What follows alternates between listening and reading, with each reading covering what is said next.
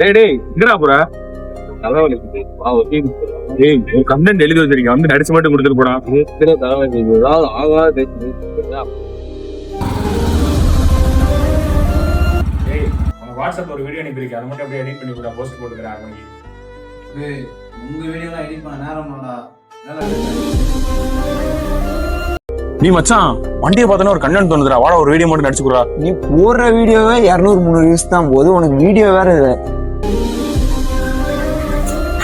கோவமா இருக்க மச்சான் எல்லாருமே என்னை டிமோட்டிவேட் பண்றாங்கடா, ஒரு வீடியோல கூட எவனும் அடிக்க வர மாட்டாங்கடா, சங்கடமா இருக்குடா. மச்சான் டிமோட்டிவேட் பண்ணதான் செய்வாங்க.